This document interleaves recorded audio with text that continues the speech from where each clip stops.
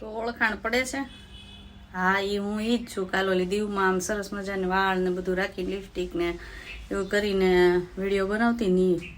અને આજે તમે જોવો છો ઓલા વાસણવાળા બેન બેસે ને એની જગ્યાએ હું બેઠી છું. અને બેસવાનું કારણ શું છે ને એ તમને કહું.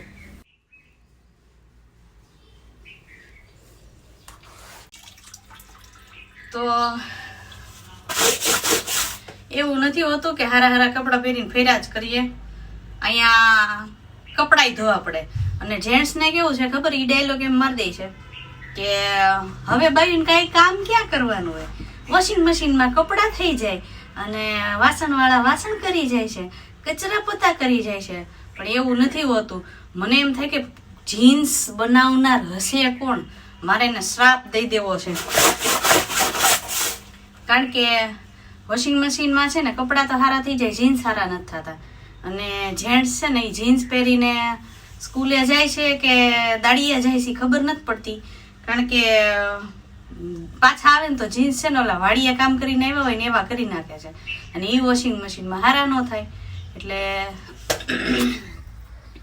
મને તેમ થાય છે કે જીન્સ જેણે બનાવ્યા છે ને એને મારે શ્રાપ દેવો છે કે જાઓ તમે જે કપડાં પહેરો ને ફાટી જાય. અને જ્યાં કપડાં લેવા જાવ ને તમને ગમે નહીં એવા કપડાં મળે અને મોંઘા મોંઘા કપડાં મળે. કારણ કે છેલ્લી 1 કલાકથી હું જીન્સ ધોવા બેઠી છું 2-3, અને કોઈ વાત એમાંથી ડાઘા જતા નથી. અને જીન્સ ધોઈ ધોઈને મારા હાથ છે ને એ દુખવા માંડ્યા છે. તો આવું છે, કાંઈ એવું તો હોતું નથી કે સરસ મજાના તૈયાર થઈ થઈને આખો દી ફેર્યા કરી. અને જેન્ટ્સને એ સારું, ખાલી કહી દેવાની કે બાયું ન અત્યારે કાંઈ કામ ક્યાં હોય છે એ કે. પણ અહીંયા જીન્સ ધોવે ને તો એને ખબર પડી જાય, બીજે દી જીન્સ પહેરવાનું બંધ કરી દેવાના છે જો હાથે જીન્સ ધોવાનો વારો આવવાનો છે ને તો. મારે આજે રજાના દિવસોમાં આવા કામ કરવા પડે છે બોલો. જીન્સ ધોવાના, યુનિફોર્મ ધોવાના.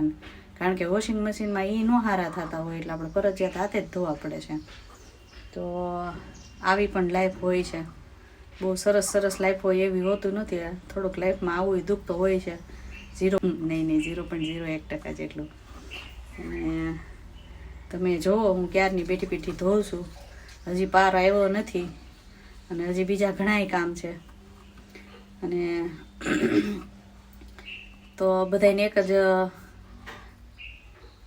શું કહેવાય, મને કેમ ભૂલાઈ ગયું.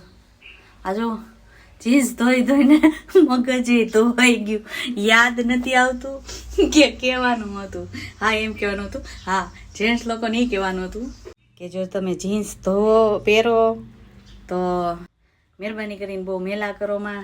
કારણ કે ઘરે ઘરવાળીઓ જીન્સ ધોતી હોય છે ને તો મનમાં બગડાટી બોલાવતી હોય છે કે આ જીન્સ બનાવનાર હતું. પણ હાચો મને જો જીન્સ બનાવનાર મળી જાય તો એને આમાં શ્રાપ આપું કે બીજી વાર જિંદગીમાં બીજા જન્મમાં જીન્સ બનાવવાનું નામ જ ન લે. પહેરવા બહુ સારા લાગે, મને જીન્સ પહેરવું બહુ સારું લાગે છે, પણ હું મેલા ન કરું. અને અમારા સાહેબ તો કોણ જાણે વાડીએ જાય છે કે નિશાળે જાય છે કંઈ ખબર જ નથી પડતી, એટલા મેં જીન્સ મેલા કરીને આવે છે.